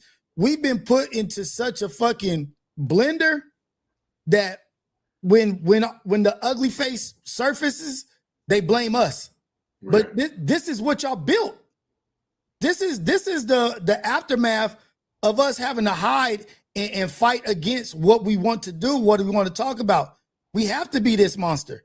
And guess what? When that shit stacks up, we lash out through physical, maybe physical shit. But because we haven't been taught how to sit here and have this dialogue or this discourse and talk about, you know what? That shit actually fucked me up and made me mad, or that shit triggered me to feel this way. When you did that, when you cheated on me, it made me want to go out here and do this, but I don't know why. Right. Even though I cheated on you 22 times. Right. And it's like, we don't talk about our vulnerabilities. We don't be open about shit. So me talking to P-Dub about some shit at the barbershop, you going through 1,000 things, but we talking about the Lakers. Right. We just had a whole hour of an opportunity for you to ask me a question, say, hey man, have your mama ever stole from you? Right. What did that feel like? How did that make you feel? Because that's a cold dynamic. Right. And that's some shit that's going on. A lot of shit's going on, but we don't even ask the niggas closest to us about it. Right. True. Right. And like you said though, for real though, well, I want to ask you too, but like, how do you feel about being vulnerable like that online? Because you know, like it's almost like an unwritten rule for men. You better not cry on the internet. Like you feel There's no such freedom if you're not being yourself.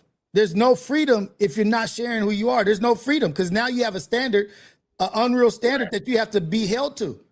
Oh, I'm this tough nigga. I'm this tough nigga that don't feel nothing. Now you gotta, that's who you are. You gotta be that now. Right. When you walking out, when you meet people, now you gotta go up into a motherfucking yoga class as a tough nigga. Ain't no days off, nigga. Ain't no days off, nigga. Get in here. And it's like you don't want to have to be something that you're not. Go on here, talk about, nigga. I tell motherfuckers, nigga, I Uber in the morning.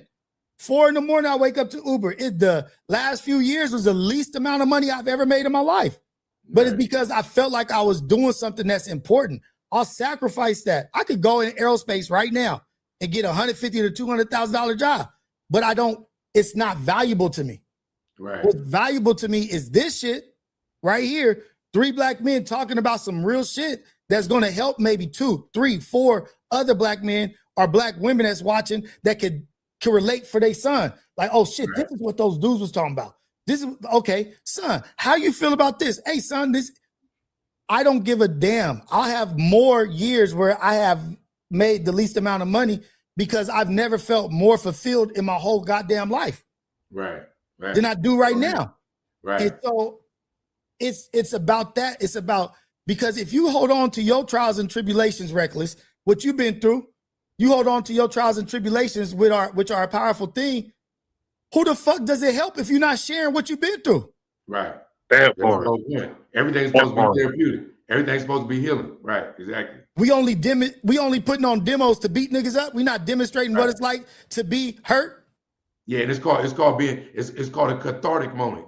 When you have a cathartic moment with somebody else, that's what it's called. You feel me? Cathartic moment. Go through a catharsis like that, it's a very deep and dope thing, for real though. Rec, where you stand on how you feel about that on the internet though? Man, you already know, man. I feel like this. Honesty is the best policy. Ain't that what Granny told us? You feel me? Like, y'all know I got a whole dating show, the Dating Playbook. I was just on there with Rod the Real and my co-host talking about how my wife left me while I was still at work. I came home to half a crib, my daughter gone, my wife gone, and how that crushed my heart. And I'm like, damn, I thought we was better than that. We couldn't have a conversation. I got hit with the Dear John letter. Some people gonna be like, oh man, you a sucker for speaking on that. Oh man, why you talking about that, man? Fuck that bitch. No, because that wasn't a bitch. That wasn't even a baby mom. Nigga, that was a wife, nigga. Yeah. You feel me? Time. I got 4 baby mamas. She was Right. the only one I chose to marry. So obviously I seen something in her I didn't see in the other three.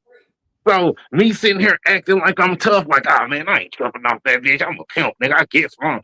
Nigga, I'll be sitting here lying to myself. Right. So, nigga, what do we always say being brothers? If you can't keep it real with yourself, you can't keep it real with me. You ain't even being true to you. So how the fuck you gonna keep it real with me? You can't even keep it real with yourself. Real So shit.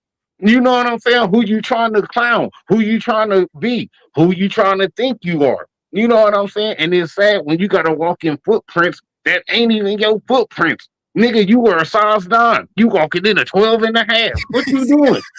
What Right. the fuck you doing? You Stumbling looking over your like Bozo. shoes and shit. You looking like Bozo over here. And your shoes fit Bozo the clown too. Nigga, you in Right. 12 and a half. You know Right. what I'm saying? So now when you do want to be vulnerable, when you do want to be that real nigga, you can't even be that later on after the fact. Cause now everybody gonna remember that old nigga. Oh no. Remember you hard. You tough. You don't go through nothing. No, man, I'm just trying to be vulnerable, man. You know, I'm just keeping it real. So what was that then? You Yeah, was keeping exactly. it fake. You was keeping it fake. So now we supposed to believe the fake is the real. You know what I'm saying? But we live in a day and age where the real seem fake, where people is going through the struggle, posting themselves being homeless. Oh man, they just trying to get a GoFundMe. Oh man, they trying to get some donations.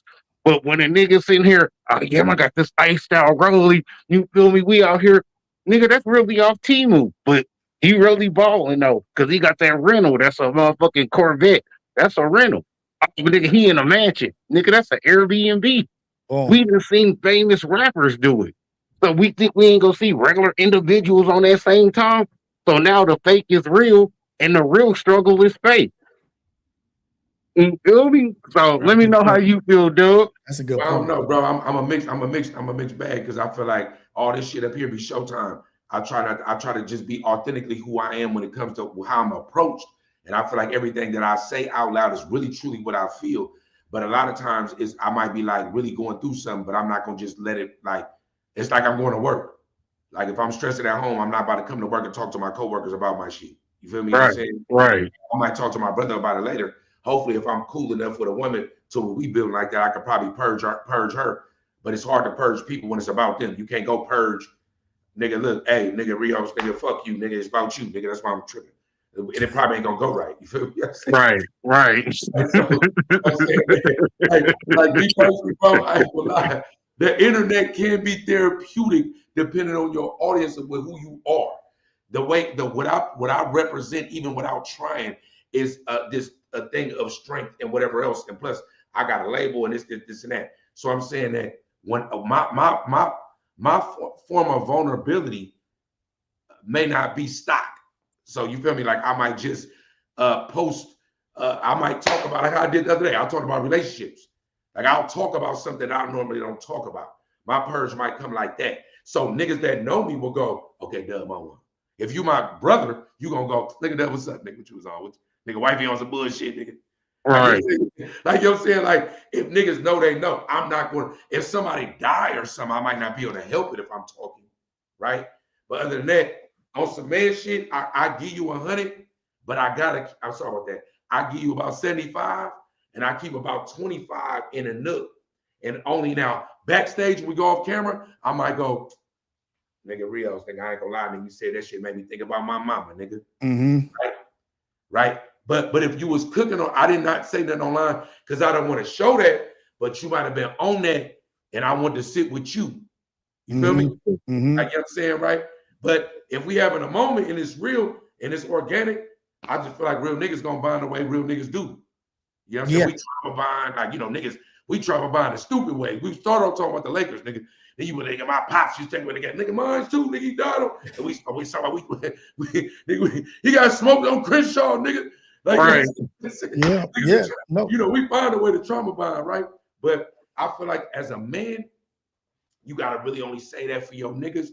Your significant other should get the brunt, right? And the internet, like Greg, what was we talking about?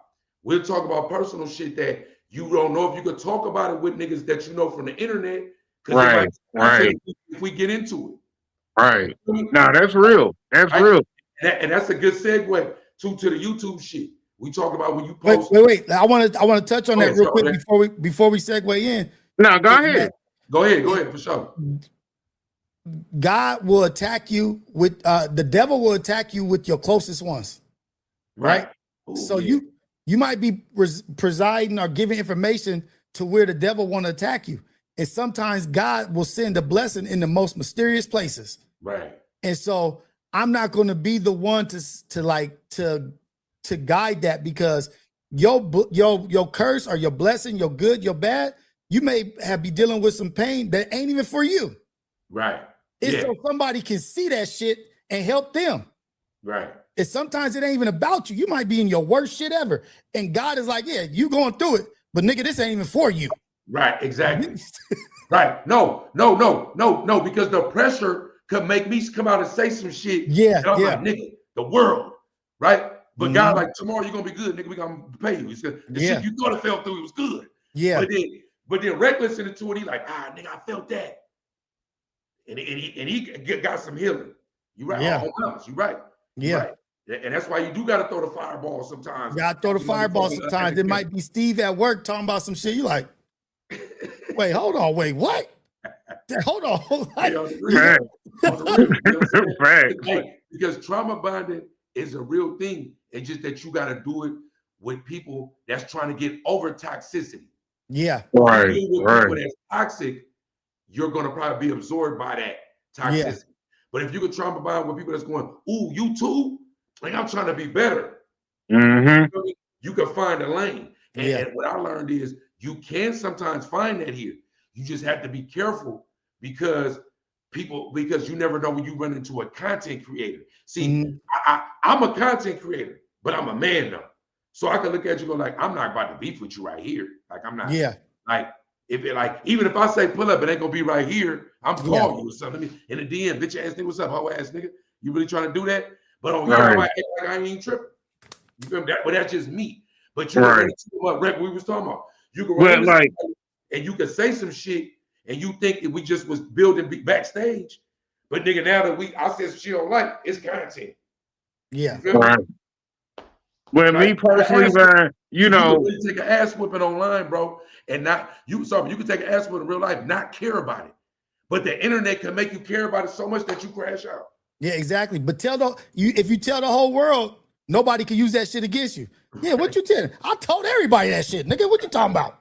Everybody know. Right. And you know what, Rios? That's what I was just about to say. Is double back off of just what I said. If I can't keep it real with me, how can I keep it real with y'all? Right. You feel me? So, and then on top of that, if I'm gonna be a podcaster, man, being the biggest part of being a dope podcaster or being a great podcast, period, is vulnerability. You got to be open with your audience so that way they can resonate with you. Okay, we know where you coming from on that. Okay, I see your opinion on that. If you ain't real with yourself and you ain't gonna be vulnerable, how do they get to know you? Right. I feel like there's lanes for everything. You know what I mean? Like McCants on Gilbert Arenas shit. McCants, I come as a character. I'm doing a character. I'm doing this. Some people are here for different reasons. Some people's missions are different. My mission is different than P Dub's mission, than Reckless's mission. And so, but the thing is having the balance and the representation of everything we are, that we can have access to it. Right. You know what I mean? Like, right. And not want to be and not being enamored with perpetual beef. Yeah. And I'm gonna say this, and no disrespect to anybody, but the LA County kind of podcast scene is like all beef. Not all of it. I don't want to just put that all in one box. It's heavy though. It's a lot of it. A lot of it is like the same cripping and blood that was going on in my generation of why when niggas really getting their ass whooped and getting popped and shot and drive-bys happening. Now it's like I might pull up on you, but if not, I could just blood cuz kill you right here and if not tell them or whatever. And it's like, but it's so combative in my world. I'll be like, because I'm really built like that, I'll be like, I'm throwback. I'm not going to telegraph when I'm on. I'd rather just let me stop this. Let me get out of here. I'm gonna go. I do want to kill you, bitch ass nigga, but I'm gonna find you on my own. Like, I don't want to talk about it on camera. Like, you feel me? And the world, bro, got us so imbalanced. Like you just said, see, what you said earlier, Rios, you didn't say it like me, but I'm gonna say it for you. A coward dies 1,000 deaths. A soldier lives but once. Yeah. When a nigga that's a rat, every day he gotta look in the mirror and know he ratted. Yeah. A bitch ass nigga, he gotta know he a bitch ass nigga. A habitual liar, a fake nigga, when he look in the mirror, it's showtime when he come outside. Right. When he look in the mirror every day, like, I'm a bitch ass nigga, boy. That whole ass shit, I lied about. Oh, I gotta watch out. I said this shit to Rios. I know this nigga gonna be on me today. Like, but they gotta go through that. Where I get up in the morning and be like, ooh, I did get whooped yesterday, nigga, but which I owned it, nigga. I'm good, nigga. I took the ass when I'm rocking the day. That was yesterday. Yeah. It ain't, you know, when people laughing somewhere down the street, around the corner, and huddled up, I ain't gonna think they laughing at me. Like that's why a coward, he gonna die every day. Niggas on the yard in prison, when niggas huddled up, a foul nigga, whenever it's huddled up, he's scared to death. They think it's about me. Oh, they huddled up against me. Oh my God. Them niggas know, nigga. They plotting. They plotting. Oh shit. That's why I used to see bitch ass niggas in the pen always want to go in every circle. They want to pollinate it. What's going on? What y'all talking about? Nigga, what? Nigga, because I used to ask them, what you got going on, nigga?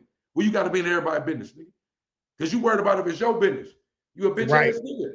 Like, bro, and living like that, think about your life. If you got to live like that every day, think about how much tension that put in your shoulders. You know what I'm saying? Think about your eating habits. When you got a boo-boo out of nowhere, it's times you might, ooh, is it today? You got the boo-boo feeling. It might go down. That's a horrible feeling to have, nigga. Yeah, that's where, and look, and another thing, that's where a lot of these diseases be coming from. Niggas holding on to they lies in their body, and that stress of them lies, nigga, oh, you having a heart attack. Oh, you got high blood pressure. Oh, you got diabetes. Oh, you what you doing? That nigga stressed out. You feel me? Dead ass, stressing myself to death. Literally. You feel me? Literally. That nigga know why, nigga. He know why. You got this stress diabetes in right there. Hold on. But you know, it go right back to what Rio said, though. You don't feel me? What can you hold against me if I'm just gonna be open and vulnerable with whatever I got to say? You can't use nothing against me. Oh man, your mama was on dope. Yeah, I know, nigga. I told that story. You know what I'm saying? Oh man, your wife left me. I know. I told that story. When niggas played the dozens, nigga, the best cappers was the niggas that would cap on themselves first, make you laugh like a motherfucker, say all the jokes on themselves, and annihilate you. You can't say nothing. Can't say shit. You can't say shit. I already told all the good ones on me. Niggas what you gonna say about me? I ain't already said. Right. I can laugh at me, nigga. You feel me? Yep. Right. There it is. Don't take me too serious, bro. Like, you feel me? And that's what it is, right? But what's the last dessert? What was the last dessert? No, that was the last main course. You know what I'm saying? The first dessert is, you know what I'm saying, being on YouTube, you know, we are all content creators, you know what I'm saying? Dub included. You feel me? He's a content creator also. Even if he new to this, he's still true to this. You feel me? So with that being said, with us being content creators, why is it that only drama sells and positivity don't sell? You feel me? Like what is it us? Is it the content? You know what I mean? Is it the algorithm? Is it YouTube, period? As far as what they go push, what they not go push? Because I mean, I look from the other sector of lighter skinned people, they could talk about whatever. You know what I'm saying? They could post whatever. They could get on a lot of topics that might be controversial, meaning like getting a jab in your arm. Back when that was going on in 2020. We can't even say the C word. And no, we gotta cut that. And no, we got to put that on the block. You know what I'm saying? We can't have that out there. And misinformation about certain topics. You feel me? Right. Stuff like that. So let me ask you that, Rio. You know what I'm saying? Why is it that positivity don't sell, but drama sell? It's pretty simple for me, right? Because I always go back to history. What was valuable and profitable about not letting niggas know how to read? Right. Man, keep them entwined. You know what I'm saying? Keep them under the umbrella. So we can read now. We can do this. It's just a escalated nature of these people that are trying to control. You would think like, oh, it would be valuable for them to read. Yeah, but not when they trying to get something out of you that they want. You know what I mean? Like they want you to stay coddled in a small place in a box. I can control you more if this is how you are. If I notice how you think, if you don't have access to these other things, I know who you are. The probability of you going against me, if you haven't read, is very unlikely.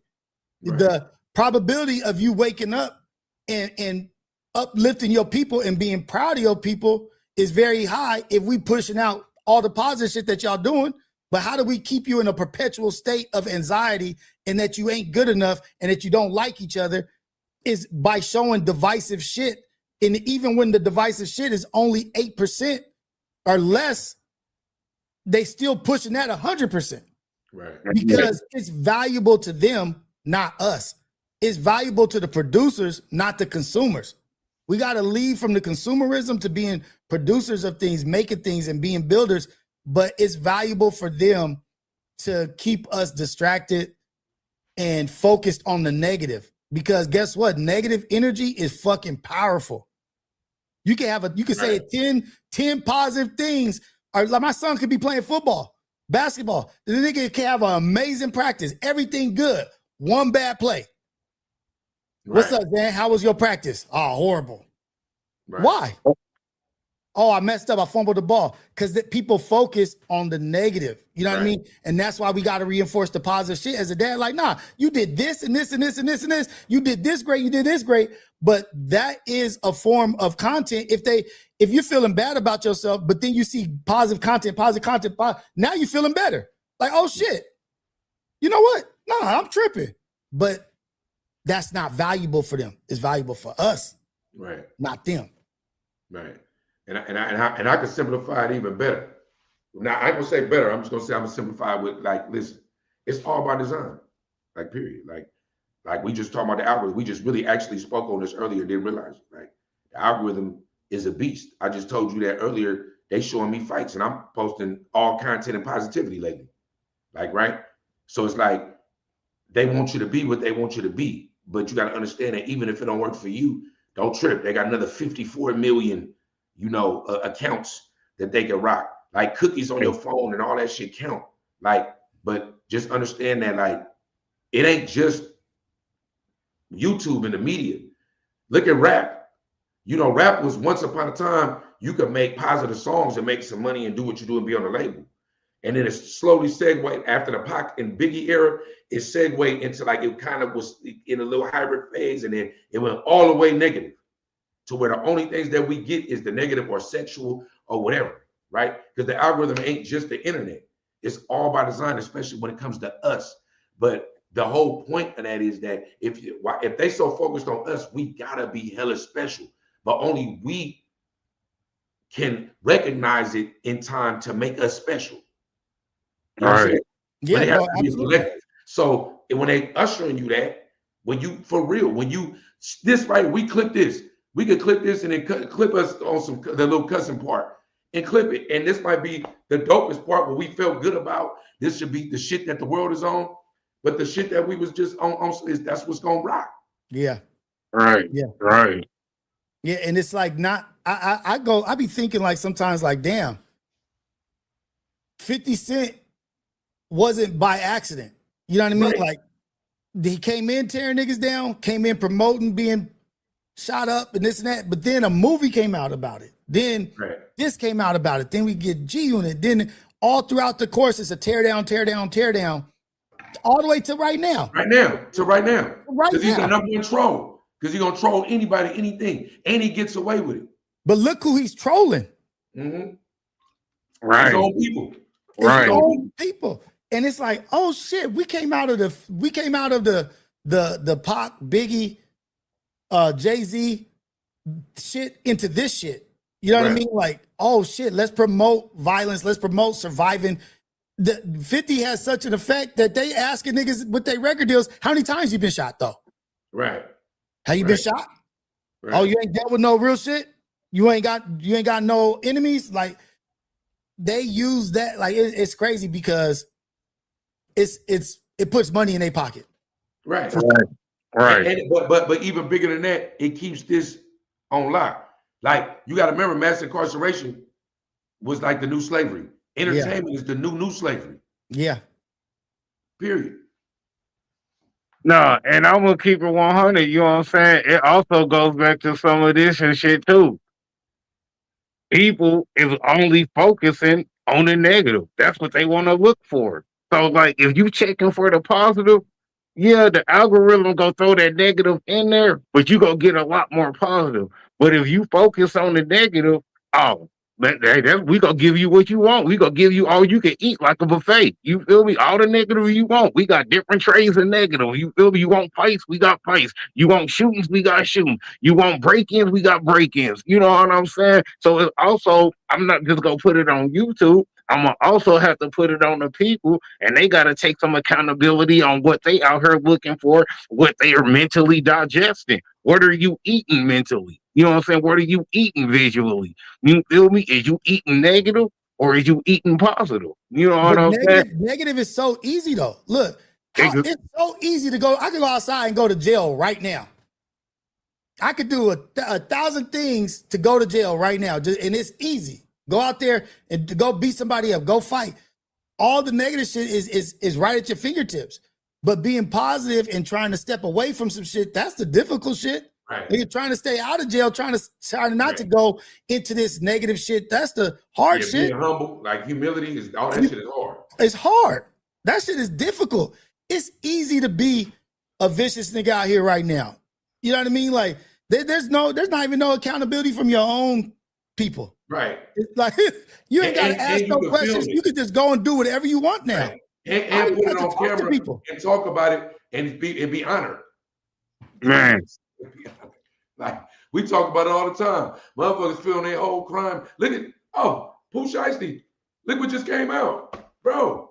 Man, the whole video. I mean, it's like, yeah, you could say Gucci was whatever, right? Gucci might have just been done because he should have just said nothing like, bro, this shit for sure gonna come out. Yeah. Right, you know what I'm saying, right? You didn't even have to say that. You really could have just kept your status and be like, it's good, bro, whatever you say. You could have licked the footage yourself and not even saying nothing. You could have been an undercover. Let me just leak the footage, get this nigga arrested. I ain't gonna say nothing on tape. Nigga, I'm asking him like, bro, y'all seen the footage. That's all I'm saying. Y'all see what happened. You could have saved yourself, nigga. You feel me? You know what I'm saying, right? Because this nigga really, not only did he film him telling him to do it, the nigga with the camera filming. This is what I be saying, like with the Lil Durk shit. It really be informants in every crew. Because if it wasn't an informant, a real nigga would have said, nigga, we ain't about to record this shit. Fuck you on. We ain't bringing no phones to the meetup spot. Why we got a phone? But his dad was there. His dad was like, nigga, hold on, nigga. Fuck you on. Bitch ass nigga, get your at that point, I'm directing everything. Even if we still robbed him, say if I just like my son, that nigga own one, I just gotta stand with him. He's awesome. He saw I'm gonna stand with him, but nigga, put that up. We ain't doing that. Get your bitch ass out of here. Or at the very least, son, I'll see you at the car. Right? Boom. Right. Yeah, I'll take care of this. Right, nigga. So it's like, bro, that nigga doing that, it's a microcosm of what we're talking about. Yeah. In his world, he really felt recorded because it's gonna be binding. But what he said in the video, if you listen to it, was you a real nigga, real gangster. You ain't doing that. He was really trying to bait him into he gonna keep it silent. He felt like Gucci was gonna do whatever it took to keep it silent. So even though he's recorded like what you was doing with the guns and shit, nigga, that he wasn't gonna be on no bitch ass shit because he believed in a legend of Gucci from rap. Right. From media. Because he didn't know Gucci other than when he met him on the deal. He believed whatever. Gucci got a body. Gucci, when he grabbed, he fought with G's, all that shit. But look, the internet had a real nigga so fucked up, right? That he believed he could record him, do all that, and that was gonna be binding because he said on the tape, man, say I ain't. I mean, we already went through. We did that. Yeah, but you ain't on 1017 no more. That's what he thought. But that's what everybody. But think about that, bro. That's the negative shit. In his world, he felt like a real nigga would have just robbed him or did what you did and put a skit. A real nigga don't do this. That ain't what a real nigga do, bro. Right now, anybody on this panel go do something, you're gonna put that phone up. Let me think, leave that right here. I'm gone. I might walk to the destination because exactly. Exactly. Exactly. Oh, like, yeah. But that's content. Everything is content. When everything is content, most shit, the positive shit, there is an algorithm for it, but they not feeding us that. That algorithm is getting fed to some people though. Don't get it twisted. The positive algorithm is getting fed. Yeah, because you can't have a YouTuber. You can't have a YouTuber like a Mr. Beast and him have 10, 20 million subs, and he giving all this money away, giving out free trips, buying people cars. He doing 99% positive things. Hey, if you got But any white friends, bro, he taking off like a space rocket. You hey, feel me? if you got any white or square friend, ain't got to be white. Any square friends, get their phone and scroll their timeline on their YouTube, scroll their Instagram, scroll their TikTok. If you got real square friends, especially if they not black, if they black, it might be different. I swear to God, bro. I've done that algorithm be all like, what is this? What is this? I ain't never even seen this shit. You didn't know this shit exists. Is this Instagram? You're like, wait, look, just like if you scroll the timeline of a deviant, a nigga that's always on Pornhub and watching ass. Have you ever seen one of them? Oh my God. It's nothing but ass. When you go to the discovery page, every square is AI ass, real ass, workout ass, it's ass and put BBL, you feel me? All of that. The algorithm feeds the beast of what it is. But when it comes to niggas and deviants, the algorithm forces it to you. Yeah. I'm telling you, bro. Yeah, and then let me take y'all this. Go ahead, real. The Ellisons didn't buy, and Trump wasn't so adamant about TikTok for no reason. Exactly. They weren't so adamant about that shit just because of money. Because TikTok was not owned by them, and that shit was letting shit through that they were not happy about. They didn't want motherfuckers. People were going to TikTok for news. People were going to TikTok for world wars. Like, what's happening over here? People were commenting. The real shit. The real time shit. Yeah, real time. Like right now, this is going on. They killing us now, nigga. Look, no, don't believe him. Look, he's there right now. They wanted that shit because it was too much power for the people. And then look, the Ellisons just got CBS. They got Paramount. They got all this, which is CNN, which is Fox. They got all that shit. They want media. They wasn't trying to fire Jimmy Fallon or whoever that nigga was for no reason. They trying to muffle and smother the truth. They didn't go after TikTok because it was China. It went after because they can't control the shit. Right. That's like that DI shit you said. See, like that's that other part. That's the shit this is why this only gonna get 18 views. Yeah, exactly. Right. And to keep it real, man, as far as if y'all want to change YouTube and what they pushing and what they promoting, you got to change what you intaking. You got to change what you clicking on, what you engaging in, what you watching. That's the only way to suddenly change it little by little. Is that we got to change our mentality, our mindset, and what we doing on YouTube. Because I know me, you could ask Dub this. Now, 90% of the time I'm on YouTube, man, I'm on here popping it up with brothers, tapping in with brothers. It's always be showing love and support. Like, comment, share, put it on my story. Rios goes live. Hey, what's good, bro? Good morning, man. All love as always. You know what I'm saying? Y'all see me out here in these YouTube and Instagram streets just pushing hella positivity, physically, verbally, mentally. That's what I'm checking for, man. Let me see what video recognizes your poo shiesty, right? Because the algorithm recognizes the poo shiesty. You get it. You get it to the other. Your shit go. Look, they hear your voice and like, is it positive?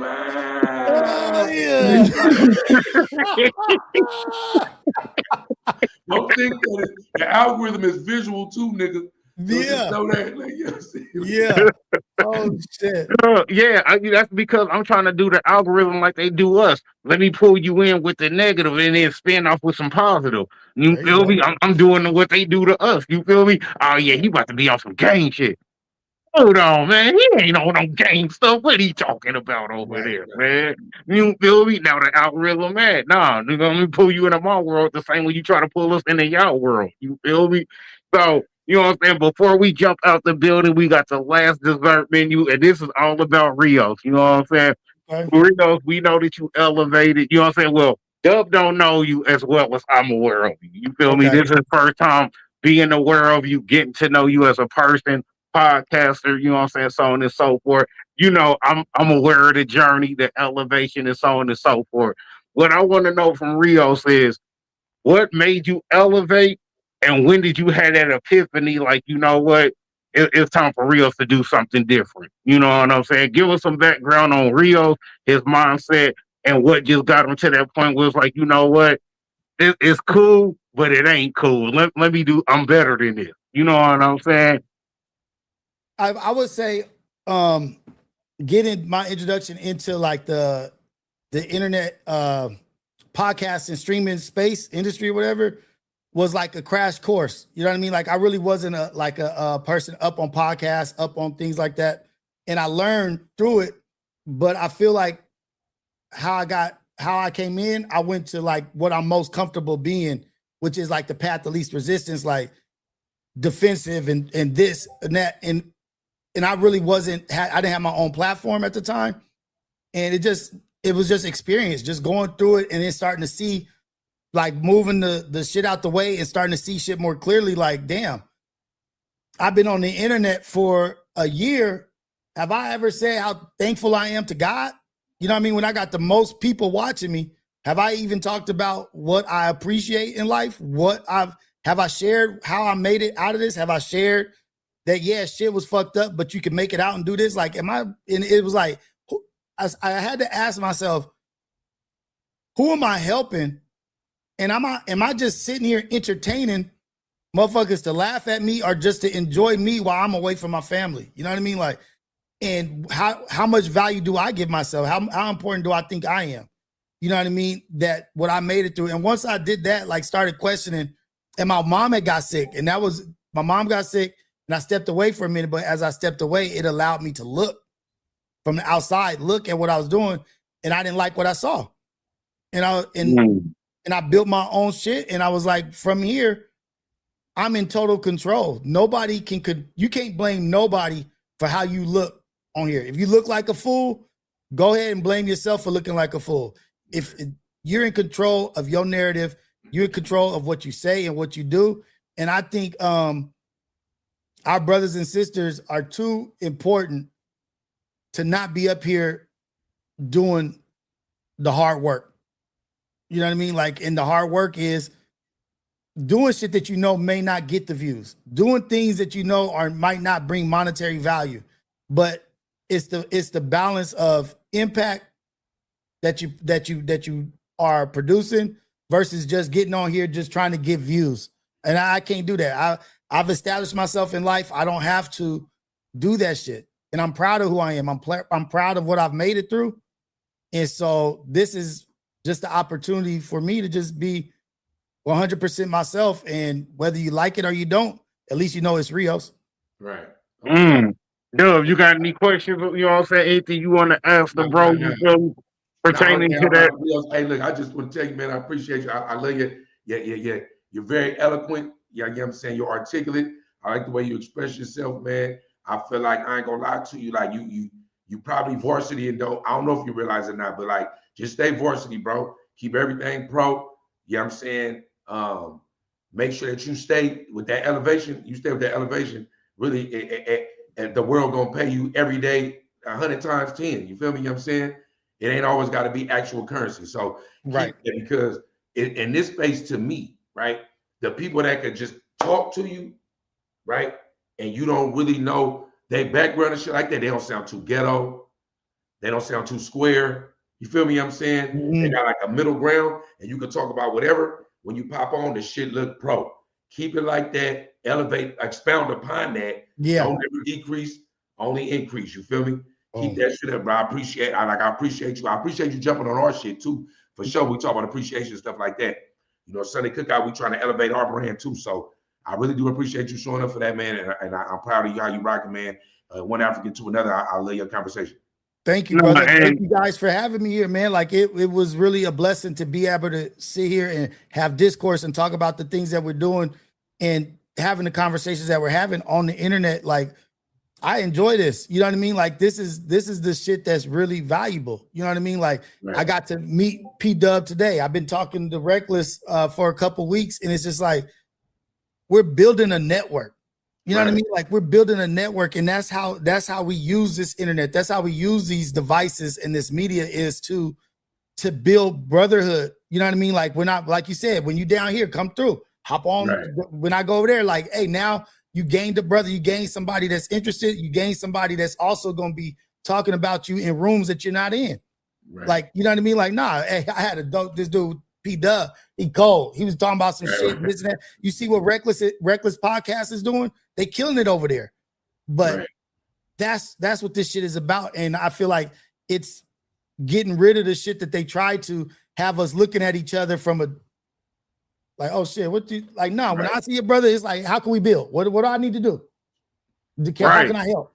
And that's it. And so thank you guys, man, for being here. You know what I mean? And when the opportunity does arise, you guys are gonna be here. You know what I mean? Reality check, whatever it is, syndicate, whatever it is, building, podcast, talking, have a conversation. So I thank you guys and I appreciate y'all.